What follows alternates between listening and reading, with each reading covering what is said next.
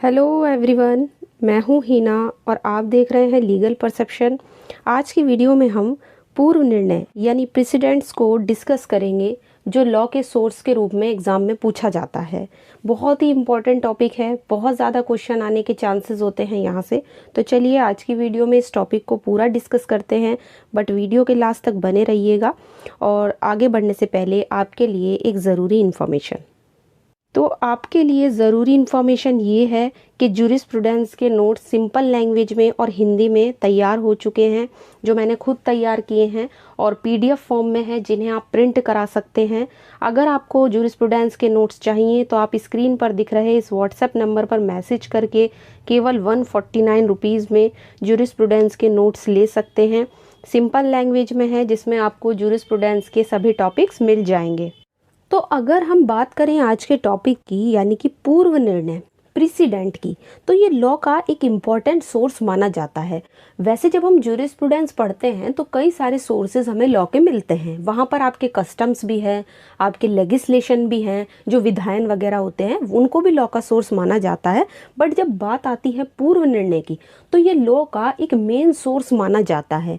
और आज का जो टॉपिक है हमारा पूरा इसी पर बेस रहेगा, तो वीडियो के लास्ट तक बने रहिएगा। अगर बात करें सोर्स की, सबसे पहले सोर्स का मतलब समझते हैं कि सोर्स का मतलब क्या होता है। तो सोर्स का मतलब है कि जहाँ से कोई चीज़ आती है, जहाँ से उसका जन्म होता है। जैसे फॉर एग्जाम्पल के तौर पे समझ लीजिए कि जैसे रोशनी है, रोशनी कहाँ से आ रही है? सूरज से आ रही है, सन से आ रही है। तो सन क्या हुआ? रोशनी का सोर्स हुआ, लाइट का सोर्स हुआ। इसी तरीके से मान लीजिए गंगा नदी है, कहाँ से निकलती है? गंगोत्री से निकलती है। अब गंगोत्री से निकलती है तो गंगोत्री क्या हुआ? गंगा नदी का सोर्स हुआ, वहां से गंगा नदी का जन्म हो रहा है। तो इस तरीके से तो जहां से कोई चीज आती है, उसका जन्म होता है, उसको माना जाता है उसका सोर्स, उसका स्रोत। इसी तरीके से पूर्व निर्णय को भी जूरिस्प्रूडेंस में लॉ के सोर्स के रूप में बहुत ही ज्यादा इंपॉर्टेंस दी जाती है, और एग्जाम में यहाँ से क्वेश्चन आने के बहुत ज्यादा चांसेस होते हैं। अब अगर बात करें हम इसके मीनिंग की, कि बेसिकली मीनिंग क्या होता है पूर्व निर्णय का, तो इसके नाम से आप अंदाज़ा लगा सकते हैं। निर्णय का मतलब होता है जजमेंट, और पूर्व का मतलब होता है जो पहले दिया गया हो। तो बेसिकली अगर हम इसको समझें तो पूर्व निर्णय का मतलब ये होता है कि अगर कोई बड़ी कोर्ट है, कोई हायर कोर्ट है, और उसके सामने उसने कोई जजमेंट दिया है, और जजमेंट में उसने जो भी सिद्धांत, जो भी प्रिंसिपल, जो भी रूल अप्लाई किया है, उसी रूल को फॉलो करेगी लोअर कोर्ट्स जब भी उनके सामने इस तरीके का कोई जजमेंट आएगा। कहने का मतलब ये है, मान लीजिए हमारे देश में जैसे सुप्रीम कोर्ट सबसे बड़ा है, तो सुप्रीम कोर्ट अगर किसी मामले में, किसी जजमेंट में कोई भी रूल दे देती है, कोई भी सिद्धांत अप्लाई करती है, कोई भी प्रिंसिपल एक बार अपना लेती है, तो जब लोअर कोर्ट जो होंगी वो उसी चीज़ को उसी तरीके के मैटर में उनको भी फॉलो करना होगा। यानी कि लोअर कोर्ट को सुप्रीम कोर्ट के उस सिद्धांत को मानना होगा जो उसने अपने जजमेंट में दिया है। तो ये मतलब होता है पूर्व निर्णय का। अब अगर हम कुछ अदर कंट्री की बात करें तो देखिए, लोअर कोर्ट को तो फॉलो करना होता है, जो बड़ी कोर्ट होती है उसके जजमेंट को। तो यहाँ पर क्या होगा, तो देखिए जैसे इंग्लैंड है आपका, यूएसए है, अमेरिका, कनाडा है, तो यहाँ पर जितनी भी आपकी बड़ी कोर्ट होती हैं, जितनी भी हायर कोर्ट्स होते हैं, उनके जजमेंट को जो आपके लोअर कोर्ट हैं उनको मानने के लिए वो बाध्य होते हैं, यानी उनको मानना ही मानना है। जितनी भी बड़ी कोर्ट ने जजमेंट दी उसको उन्हें फॉलो करना ही पड़ेगा। जबकि अगर हम बात करें इंडिया की, तो अगर हम अपने देश की, अपने भारत की बात करें, तो यहाँ पर जो पूर्व निर्णय हैं उनको फॉलो करने के लिए जो कोर्ट हैं वो बाध्य नहीं है। अब आते हैं आज के टॉपिक पर। सबसे पहले हमने मीनिंग जाना, सोर्स का मीनिंग क्या है, पूर्व निर्णय का मीनिंग क्या है। अब ये जो इसका अर्थ है, जो इसका मीनिंग है, इसका दो रूपों में अर्थ निकाला जाता है पूर्व निर्णय का। सबसे पहले अर्थ में कहा गया है कि न्यायालय इनका पालन करने के लिए बाध्य नहीं है, यानी कोर्ट इनको फॉलो करने के लिए बाध्य नहीं है। अब यहाँ पे जहाँ पे कोर्ट इसको फॉलो करने के लिए बाध्य नहीं है, यहाँ पर इनको एक एग्जाम्पल के रूप में कोर्ट के सामने पेश किया जाता है, लेकिन कोर्ट उनका पालन करने के लिए मजबूर नहीं है। ऐसा नहीं है कि उनको इसे फॉलो ही करना पड़ेगा। अब ये वाला जो सिद्धांत है ये 19वीं शताब्दी के लास्ट तक, यानी 90th सेंचुरी के अंत तक इंग्लैंड में इसी तरीके से चलता रहा। वहाँ की कोर्ट हायर कोर्ट के जजमेंट को मानने के लिए बाध्य नहीं थी। और अगर दूसरे मीनिंग की बात करें जहाँ पर कोर्ट इसको मानने के लिए बाध्य होती हैं, तो यहाँ इसको कहा जाएगा कि इनका जो फॉलो है, इनका जो मतलब है यहाँ पर, वो कठोर अर्थ में यूज़ इनको किया जाता है, मतलब बहुत ही स्ट्रिक्टली फॉलो करना पड़ता है। तो कुछ ऐसे भी देश हैं जहाँ पर इनको मानने के लिए वो बाध्य हैं। फॉर एग्जाम्पल जैसे कि आपका ब्रिटेन को एक एग्जाम्पल के रूप में आप ले सकते हो। और यहाँ पर क्या होता है कि जो हायर कोर्ट है, उन्होंने जो भी सिद्धांत, जो भी रूल दिया है, उसको लोअर कोर्ट को मानना ही पड़ता है। तो दो अर्थों में इसका मीनिंग निकाला जाता है। अब अगर बात करें हम इसकी डेफिनेशन की कि बेसिकली डेफिनेशन क्या होती है, तो डेफिनेशन की अगर बात करें तो बेंथम ने बहुत ही अच्छी डेफिनेशन दी है पूर्व निर्णय की। इन्होंने कहा है कि भैया जो पूर्व निर्णय है, जो प्रेसिडेंट है, वो न्यायाधीशों के द्वारा निर्मित विधि है। यानी जजेस ने जो भी लॉ बनाया है उसी को आप प्रेसिडेंट कह सकते हैं। यानी कि इन्होंने जज मेड लॉ पर फोकस किया है कि न्यायाधीश ने जो लॉ बना दिया वही आपका पूर्व निर्णय है। हालांकि और दूसरे भी ज्यूरिस्ट हैं जिन्होंने पूर्व निर्णय की डेफिनेशन देने की जो है वो प्रयास किया है। अब अगर बात करें हम थोड़े से पहले इंडिया की बात कर लेते हैं, तो इंडिया की तरह अमेरिका में भी ऐसा ही वैसे सिस्टम है। तो यहाँ पर जो सुप्रीम कोर्ट है, अगर चलिए अपने इंडिया की बात करते हैं, जो सुप्रीम कोर्ट जो भी जजमेंट देते हैं तो उसके लिए ज़रूरी नहीं है कि लोअर कोर्ट मानने के लिए बाध्य ही है, बाध्य नहीं है वो। हमारा जो सुप्रीम कोर्ट है वो चाहे तो पूर्व निर्णय को बदल सकता है। ऐसा नहीं है कि उसने एक बार जो जजमेंट दे दी वो उसको बदल नहीं सकता है। अब बात कर लेते हैं पूर्व निर्णय से रिलेटेड सिद्धांतों के बारे में। तो देखिए, प्रेसिडेंट से रिलेटेड दो सिद्धांत बड़े फेमस हैं जो ज्यूरिस्प्रूडेंस में आपको मिलेंगे। सबसे पहला है घोषणात्मक सिद्धांत, यानी कि डिक्लेरेटरी थ्योरी। ये डिक्लेरेटरी थ्योरी कहती है कि न्यायाधीश का कार्य कानून का निर्माण करना नहीं है, बल्कि पहले से जो एग्जिस्ट में लॉ है, जो पहले से ही लॉ बना हुआ है, उसकी केवल घोषणा करना है। इस सिद्धांत को आप परंपरागत सिद्धांत भी कह सकते हैं, इसको इस नाम से भी जाना जाता है। इनका कहना ये है, सिंपली अगर आप मीनिंग देखो तो केवल लॉ की घोषणा करना, उसका डिक्लेरेशन करना ही जो है वो न्यायाधीश का काम है। वो कोई लॉ नहीं बना सकते न्यायाधीश, केवल पहले से जो लॉ एग्जिस्ट में था उसी की उनको घोषणा करना है। इस सिद्धांत को हम ब्लैकस्टोन के नाम से भी जानते हैं, क्योंकि जो ज्यूरिस्ट थे ब्लैकस्टोन, उनका कहना था कि एक न्यायालय का कार्य एक नए नियम का जजमेंट सुनाना नहीं है, बल्कि जो पहले से पुराने नियम है उनको बनाए रखना है। न्यायाधीशों के द्वारा बनाए गए कानून तो कोई कानून ही नहीं है, ऐसी कोई चीज़ नहीं है।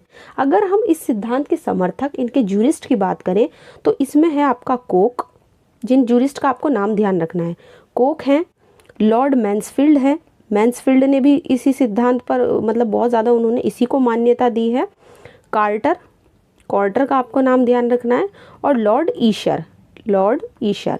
तो ये कुछ ऐसे ज्यूरिस्ट थे जिन्होंने डिक्लेरेटरी थ्योरी को ही मान्यता दी है। पूर्व निर्णय के बारे में दूसरी थ्योरी है सर्जनात्मक सिद्धांत, यानी कि क्रिएटिव थ्योरी। इस सिद्धांत के अकॉर्डिंग न्यायाधीश न केवल लॉ को लागू करते हैं बल्कि उसका निर्माण भी करते हैं। तो जैसे डिक्लेरेटरी थ्योरी क्या कह रही थी कि वो उसको सिर्फ घोषणा करते हैं, उसका निर्माण नहीं करते लॉ का, कौन? जजेस। लेकिन ये सिद्धांत बिल्कुल उल्टा है डिक्लेरेटरी थ्योरी के, क्योंकि वो कह रही थी कि सिर्फ घोषणा कर रहे हैं, जबकि ये कह रही है कि जो न्यायाधीश है, जो जजेस हैं, वो ना केवल लॉ को बनाते हैं बल्कि उसको लागू भी करते हैं। तो एकदम अगेंस्ट हो जाती है ये थ्योरी आपके डिक्लेरेटरी थ्योरी के। अगर हम इसके समर्थक की बात करें तो इसमें आते हैं आपके ऑस्टिन ने ही मतलब एक तरीके से इस चीज़ पर ही फोकस दिया है कि जजेस ही लॉ बनाते हैं और उसको लागू भी करते हैं। सेकंड है आपका हॉलैंड भी बहुत बड़े ज्यूरिस्ट हैं। इसके अलावा बेंथम, आप देख सकते हैं ज़्यादातर ज्यूरिस्ट जो हैं वो आपके एनालिटिकल स्कूल के हैं। बेंथम के बाद है आपके होम्स का भी यही मानना है, और होम्स के अलावा आ जाते हैं आपके ग्रे। तो ये कुछ ऐसे ज्यूरिस्ट हैं जो इस वाली थ्योरी को ही मान्यता देते हैं, और इनका मानना है कि जजेस ही लॉ बनाते हैं और उसको लागू भी करते हैं। पूर्व निर्णय के सिद्धांतों को समझने के बाद अब बात करते हैं पूर्व निर्णय के टाइप्स की, कि प्रेसिडेंट्स कितने टाइप के होते हैं। तो प्रेसिडेंट जो हैं आपके, अगर सामंड की बात करें तो इन्होंने इसको दो भागों में बांटा है। सबसे पहला प्राधिकारिक और दूसरा है अनुयायी। अगर बात करें प्राधिकारिक पूर्व निर्णय की, तो इसका मीनिंग क्या होता है? तो ये ऐसे पूर्व निर्णय होते हैं जो सुप्रीम कोर्ट या हाई कोर्ट के द्वारा दिए जाते हैं, यानी कि कोई भी जजमेंट जो आपका सुप्रीम कोर्ट या हाई कोर्ट देते हैं उसमें ये वाले जजमेंट आते हैं और इनको कहा जाता है प्राधिकारिक पूर्व निर्णय। इंडिया में सुप्रीम कोर्ट के द्वारा जितने भी जजमेंट्स दिए जाते हैं वो जितने भी लोअर कोर्ट्स हैं उन पर बाध्यकारी होते हैं। अब ये भी दो तरह के होते हैं। कितनी तरह के? पहला हो गया पूर्ण और दूसरा हो गया सशर्त। अगर पूर्ण वाले की बात करें, यानी कि ये हो गए आपके एब्सोलूट वाले और ये हो गए आपके कंडीशनल। पूर्ण की अगर बात करें तो इसके अंदर तो ऐसे आते हैं जिनमें आपको मानना ही मानना होता है न्यायाधीशों के लिए, चाहे वो उनसे सहमत हो या ना हो। यानी एक बार सुप्रीम कोर्ट हाई कोर्ट ने कोई जजमेंट दे दी, उसमें उन्होंने जो भी रूल जो भी सिद्धांत दिया उसे लोअर कोर्ट को मानना ही पड़ेगा, क्योंकि ये एब्सोल्यूट होते हैं, इनको वो छोड़ नहीं सकते। भले ही जजेस लोअर कोर्ट के जो जजेस हैं वो उससे सहमत हो या ना हो, इससे फर्क नहीं पड़ता। अब इंडिया के जो सुप्रीम कोर्ट द्वारा जो भी जजमेंट दिया जाता है वो आपका पूर्ण प्राधिकारिक में आता है, जिन्हें आपको लोअर कोर्ट को मानना पड़ता है। अगर बात करें कंडीशनल वालों की, तो कंडीशनल में ऐसे जजमेंट आते हैं जो न्यायाधीश को मानने के लिए, यानी कि जो जजेस हैं उनको मानने के लिए उनके ऊपर कोई मतलब एक तरीके से अनिवार्य नहीं होता। ऐसा नहीं है कि मैंडेटरी है, आपको उनको मानना ही मानना है। ऐसे जजमेंट पर न्यायाधीश विचार ज़रूर करते हैं, मतलब जो भी जजमेंट आया है उस पर वो थोड़ा सोचेंगे, थोड़ा विचार करेंगे, लेकिन उनका मानना या ना मानना ये जजेस के विवेक पर, उनकी अपनी डिस्क्रिशनरी पावर पर डिपेंड करता है। दूसरे आते हैं आपके अनुयायी पूर्व निर्णय। अनुयायी पूर्व निर्णय जो होते हैं इसमें वे फैसले आते हैं जो बिल्कुल एकदम सेम लेवल के कोर्ट के द्वारा दिया जाता है। फॉर एग्जांपल सेम लेवल के कोर्ट जैसे कि मान लीजिए बॉम्बे हाई कोर्ट है। अब बॉम्बे जो है वो एक हाई कोर्ट हो गया, अब ऐसा ही जजमेंट दे दिया आपके कलकत्ता हाई कोर्ट ने, तो दोनों सेम स्तर के हैं, दोनों हाई कोर्ट्स हैं, दोनों ने जो भी जजमेंट दिया है, ऐसा नहीं है कि बॉम्बे हाई कोर्ट ने कोई रूल कोई सिद्धांत बना दिया वो कलकत्ता हाई कोर्ट को भी मानना पड़ेगा, ऐसा नहीं है। अगर कोई सुपीरियर कोर्ट कोई जजमेंट देती है तो उसको लोअर कोर्ट को मानना पड़ेगा, ठीक है, क्योंकि वो सुपीरियर है। बट अगर सेम लेवल की जजमेंट कोई दे देती है, उसमें कोई रूल कोई सिद्धांत अप्लाई हो जाता है, तो सेम लेवल की जो कोर्ट है वो उसको मानने के लिए बाध्य नहीं है। हाँ, उन्होंने जो जजमेंट दिया है, जो सेम लेवल के हाई कोर्ट हैं उनका वे सम्मान जरूर करेंगे, बट मानने के लिए वो बिल्कुल भी बाध्य नहीं है। जैसे कि आपके विदेशी फैसले हो गए, अब एक हाई कोर्ट दूसरे हाई कोर्ट के फैसले जो होते हैं वो इस कैटेगरी में आते हैं। अब पूर्व निर्णय से ही रिलेटेड हम एक और प्रिंसिपल को समझते हैं, निर्णित अनुसार, यानी स्टेयर डिसीजेस। ये सिद्धांत आपसे बहुत ज़्यादा आपको एग्जाम में पूछने को मिल जाता है। अब इसका मीनिंग क्या है? स्टेयर डिसीजेस का मतलब क्या होता है? तो इसका मतलब है कि न्यायालय अपने पूर्व निर्णय से बाध्य है। ये जो है ये एक डॉक्ट्रिन है स्टेयर डिजीजेस, जो ये कहता है कि कोर्ट को पूर्व निर्णय का पालन करना चाहिए, यानी कि पूर्व निर्णय पर डटे रहो। जो भी कोर्ट ने जजमेंट दे दिया आपको उसको फॉलो करना है। ये एक लैटिन वर्ड है जो यही कहता है कि सबसे ऊपर आपका जैसे हाई कोर्ट हो गया, उसके नीचे आपका सबसे ऊपर आपका सुप्रीम कोर्ट हो गया, उसके नीचे आपका हाई कोर्ट आ जाता है, उसके नीचे आपके जितने भी लोअर कोर्ट्स हैं, सबऑर्डिनेट कोर्ट्स हैं, ये सब आ जाती हैं। तो एक तरीके से ये इस हायरार्की पर एक तरह से इस तरीके की प्रिजम्पशन पे बेस है ये सिद्धांत।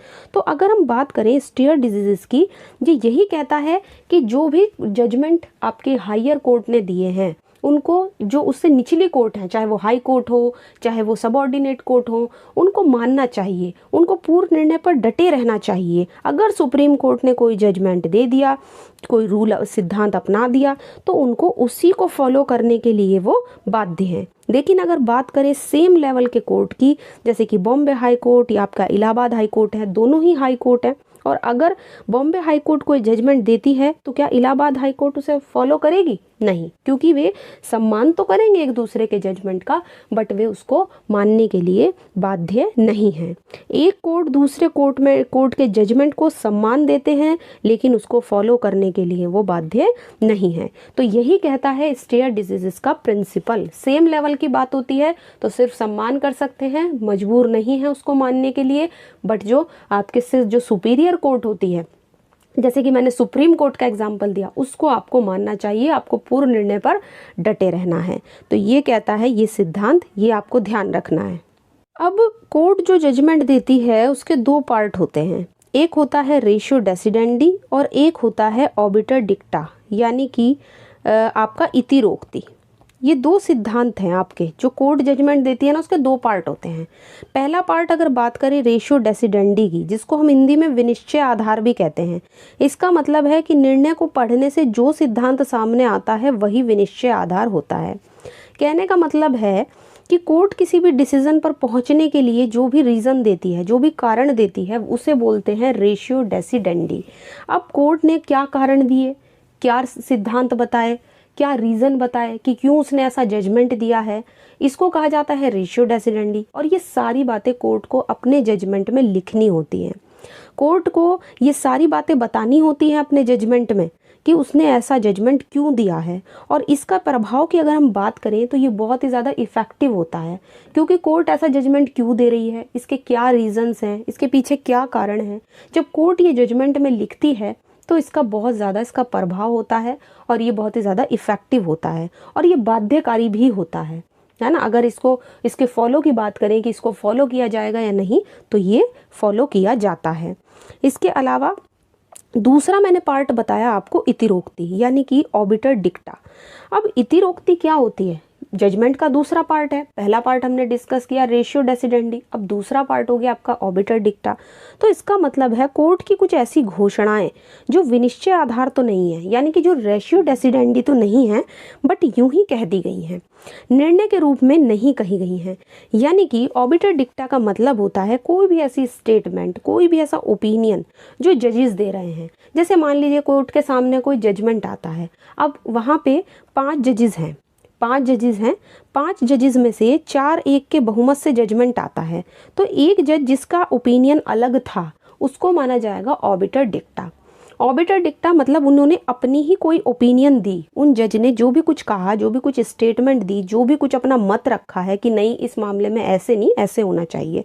तो अगर किसी पर्टिकुलर डिसीजन पर जो उन्होंने जनरली ऐसे ही बोल दिया है या उन्होंने कोई अपनी ओपिनियन, कोई राय दे दी है, उस केस में जो उनके सामने सुनवाई के लिए आता है तो उसे कहेंगे हम ऑबिटर डिक्टा। आमतौर पर अगर हम इसके प्रभाव की बात करें तो इसका जो प्रभाव होता है वो रेशियो डेसिडेंडी की तरह नहीं होता है। और ये सारी चीज़ें आपके जजमेंट में भी नहीं लिखी होंगी, क्योंकि इसका प्रभाव बाध्यकारी नहीं होता, यानी कि ये बाइंडिंग इफेक्ट आपका नहीं रखता है और ये जजमेंट में लिखा भी नहीं होता। रेशियो डेसिडेंडी में तो आपके रीज़न आते हैं, तो कोर्ट को लिखना होता है कि वो क्यों ऐसा जजमेंट दे रही है, इसके क्या रीज़न है, बट ऑबिटर डिक्टा में ऐसा नहीं होता है। अब ये सब समझने के बाद कि ऑबिटर डिक्टा क्या है, रेशियो डेसिडेंडी क्या है, तो यही सब समझने के बाद अब हम बात करेंगे लास्ट में इंडिया की सिचुएशन की, कि इंडिया में क्या सिचुएशन है प्रेसिडेंट की। तो अगर बात करें हम इंडिया की, तो इंडिया का में जो कॉन्स्टिट्यूशन में आर्टिकल 141 है, ये कहता है कि भारत में हर न्यायालय सुप्रीम कोर्ट के जजमेंट को मानने के लिए बाध्य है। अब यहाँ पे जो हर न्यायालय की बात हुई है, इससे बाद में एक इशू सा खड़ा हो गया था कि भाई हर न्यायालय में क्या सुप्रीम कोर्ट भी आता है, क्या सुप्रीम कोर्ट भी उसने पहले जो भी जजमेंट दिए हैं उससे क्या वो भी बाध्य है, क्या वो अपने पहले के जजमेंट को बदल सकता है, क्या सुप्रीम कोर्ट भी हर न्यायालय के अंदर आता है। तो बाद में एक केस आता है Bengal immunity company versus Bihar राज्य 1955। इस केस में ये साफ कह दिया गया था कि नहीं, सुप्रीम कोर्ट जो है वो अपने खुद के ही जजमेंट से बाध्य नहीं है। तो इसका मतलब ये हुआ कि वो जो भी लॉ अपने जजमेंट में बताता है, सुप्रीम कोर्ट जो भी जजमेंट, जो भी रूल अप्लाई करता है किसी जजमेंट में, वो लोअर कोर्ट पर ही बाध्यकारी है, सुप्रीम कोर्ट पर नहीं। यहाँ पर हर न्यायालय का मतलब है सुप्रीम कोर्ट को छोड़कर। तो सुप्रीम कोर्ट अपने जजमेंट से बाध्य नहीं है, वो चाहे तो अपने पूर्व निर्णय को बदल भी सकता है। और इस कंफ्यूजन को दूर किया Bengal immunity company versus Bihar राज्य 1955। तो आई होप आज की वीडियो आपको पसंद आई होगी। हमने सारे पॉइंट को डिस्कस करने की कोशिश की है। रेशियो डेसिडेंडी क्या होता है, ऑबिटर डिक्टा क्या होता है, स्टेयर डिजीजेस क्या होता है, और आपका प्रेसिडेंट्स कितने टाइप के होते हैं, इसकी कौन कौन सी थ्योरीज हैं, क्या डेफिनेशन है, क्या मीनिंग है। आई होप, मुझे नहीं लगता कि मैंने इसमें कोई भी पॉइंट छोड़ा होगा। तो आज की वीडियो अगर आपको पसंद आई है तो वीडियो को लाइक कर दीजिए, ज़्यादा से ज़्यादा शेयर कीजिए, और अगर चैनल पे नए हैं तो चैनल को सब्सक्राइब कर लीजिए। इसके अलावा आप हमें टेलीग्राम पे ज्वाइन कर सकते हैं, जहाँ पे आपको कई सारे नोट्स और PDF मिल जाएंगी। तो मिलते हैं नेक्स्ट वीडियो में।